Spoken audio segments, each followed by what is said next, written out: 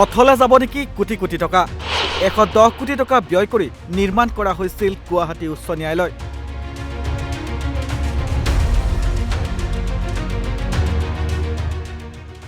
পিছে এই উচ্চ ন্যায়ালয় নিজ সমষ্টিলৈ স্থানান্তৰিত কৰিবলৈ ইতিমধ্যে ব্লু প্ৰিণ্ট তৈয়াৰ কৰিলে হিমন্ত বিশ্ব শৰ্মাৰ চৰকাৰে। বিতৰ্ক আৰু গুৱাহাটী বাৰ এছ'চিয়েশ্যনৰ তীব্ৰ বিৰোধিতাৰে অনশনৰ মাজতেই উত্তৰ গুৱাহাটীৰ ৰংমহললৈ গুৱাহাটী উচ্চ ন্যায়ালয় স্থানান্তৰিত হোৱাটো নিশ্চিত হ'ল। মুখ্যমন্ত্ৰীৰ মতে আজি বিৰোধিতা কৰাসকলেও 10 বছৰৰ পিছত সমৰ্থন কৰিব। মুখ্যমন্ত্ৰীৰ উপস্থিতিত উচ্চতম ন্যায়ালয়ৰ মুখ্য ন্যায়াধীশে উত্তৰ গুৱাহাটীত কৰিলে আধাৰশিলা স্থাপন আৰু ভূমি পূজন। গুৱাহাটী উচ্চ ন্যায়ালয়ে উত্তৰ গুৱাহাটীৰ ৰংমহললৈ স্থানান্তৰিত কৰাৰ চৰকাৰী সিদ্ধান্তৰ বিৰুদ্ধে গুৱাহাটী উচ্চ ন্যায়ালয়ৰ বাৰ সন্থাই কৰি আছে অহৰহ প্ৰতিবাদ। কিন্তু অধিবক্তা সমাজৰ প্ৰবল প্ৰতিবাদৰ পাছতো উচ্চ ন্যায়ালয়ৰ নতুন চৌহদৰ আধাৰশিলা স্থাপন কৰিলে চৰকাৰে। দেওবাৰে উচ্চতম ন্যায়ালয়ৰ মুখ্য ন্যায়াধীশে উত্তৰ গুৱাহাটীত মুখ্যমন্ত্ৰীৰ উপস্থিতিত আধাৰশিলা স্থাপন আৰু ভূমি পূজন কৰিলে। এই প্ৰসংগত মুখ্যমন্ত্ৰী হিমন্ত বিশ্ব শৰ্মাই শনিবাৰে কয়, উচ্চ ন্যায়ালয় আৰু যিখন জুডিচিয়েল চিটি ৰংমহলত বনাব খুজিছে সেইখন উচ্চতম ন্যায়ালয়ৰ মুখ্য ন্যায়াধীশে তাৰ আধাৰশিলা স্থাপন কৰিব। ইয়াত Guwahati high court, district court, auditorium, bar library সহ অতি উন্নত মানৰ এখন জুডিচিয়েল চিটি নিৰ্মাণ কৰা হ'ব। গুৱাহাটী উচ্চ ন্যায়ালয়ৰ স্থানান্তকৰণৰ বিৰুদ্ধে অধিবক্তা সমাজৰ প্ৰবল জনমতকো আওকাণ কৰি মুখ্যমন্ত্ৰীয়ে কয় যে এসময়ত এই স্থান হৈ পৰিব গুৱাহাটীৰ কেন্দ্ৰীয় স্থান। মুখ্যমন্ত্ৰীৰ মতে প্ৰাথমিক অৱস্থাত ইয়াত 500 কোটি টকা খৰচ কৰা হ'ব। দ্বিতীয় আৰু তৃতীয় পৰ্যায়কে ধৰি মুঠ 1200 কোটি টকা খৰচ কৰা হ'ব। ব্ৰহ্মপুত্ৰৰ নতুন দলঙৰ পৰা হাইকোৰ্ট কেম্পাছলৈ নতুন ৰাস্তাও বনোৱা হৈছে। পুৰণা ৰংমহলৰ ৰাস্তাটো থাকিবই, সমীপত নাৰেংগী কুৰুৱা দলং আছেই।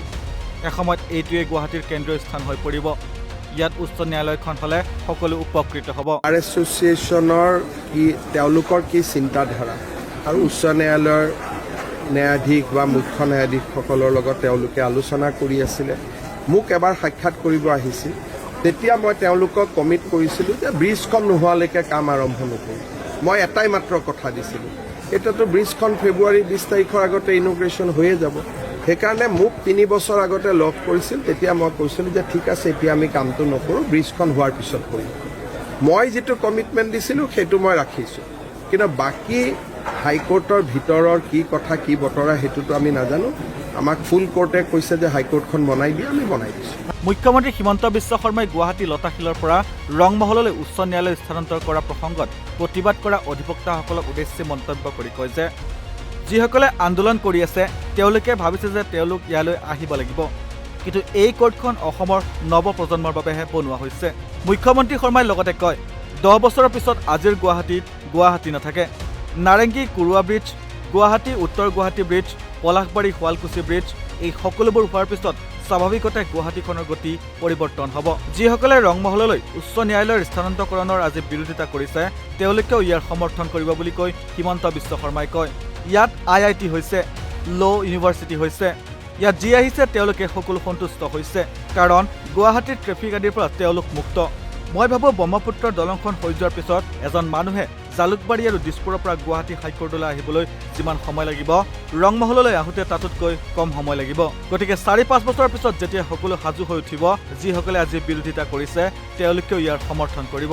যিসকলে আন্দোলন কৰি আছে তেওঁলোকে মনত ভাবিছে যে কোৰ্টখন তেওঁলোক আহিব লাগিব, কিন্তু এই কোৰ্টখন অসমৰ নিউ জেনেৰেশ্যন নৱপ্ৰজন্মৰ কাৰণে বনোৱা হৈছে। 10 বছৰ পিছত আজিৰ গুৱাহাটীত গুৱাহাটী নাথাকে। নাৰেংগী কুৰুৱা ব্ৰিজ, গুৱাহাটী উত্তৰ গুৱাহাটী ব্ৰিজ, পলাশবাৰী শুৱালকুছি ব্ৰিজ এই গোটেইবোৰ হোৱাৰ লগে লগে গুৱাহাটীখন স্বাভাৱিকভাৱে ইয়াৰ গতি পৰিৱৰ্তন হ'ব। আৰু ইতিমধ্যে আমি দেখাও পাইছোঁ ইয়াত IIT হৈছে, মানুহ খুব আনন্দিত, ইয়াৰ পৰা যাব নোখোজে। ইয়াতে ল' ইউনিভাৰ্চিটি হৈছে, ইয়াতে বিভিন্ন অনুষ্ঠান হৈছে, আৰু যোনে ইয়াত আহিছে তেওঁলোক সন্তুষ্ট, কাৰণ গুৱাহাটী ট্ৰেফিক আদি জামৰ পৰাও তেওঁলোক বহু পৰিমাণে মুক্ত। আৰু মই ভাবোঁ যে ব্ৰহ্মপুত্ৰৰ ব্ৰিজখন হৈ যোৱাৰ পিছত এজন মানুহে জালুকবাৰীৰ পৰা গুৱাহাটী হাইকোৰ্ট বা দিছপুৰৰ পৰা গুৱাহাটী হাইকোৰ্ট আহোঁতে যিমান সময় লাগিব, ৰংমহলত আহোঁতে তাতকৈ কম সময় লাগিব। গতিকে মই ভাবোঁ 4-5 বছৰত যেতিয়ালৈকে গোটেই বিল্ডিংটো সাজু হৈ উঠিব, যিসকলে আজি বিৰোধিতাও কৰিছে তেওঁলোকেও ইয়াক সমৰ্থন কৰিব। এইবোৰৰ মাজতে প্ৰশ্ন উত্থাপন হৈছে যে যিখন উচ্চ ন্যায়ালয় নিৰ্মাণ কৰোঁতে 110 কোটি টকা ব্যয় কৰিব লগা হৈছিল সেই উচ্চ ন্যায়ালয়খন অধিবক্তা সমাজৰ অজ্ঞাতে কিয় হঠাৎ স্থানান্তৰ কৰিবলৈ উঠি পৰি লাগিছে হিমন্তৰ চৰকাৰে। নিউজ ৰিপৰ্ট নৰ্থ ইষ্ট নাও।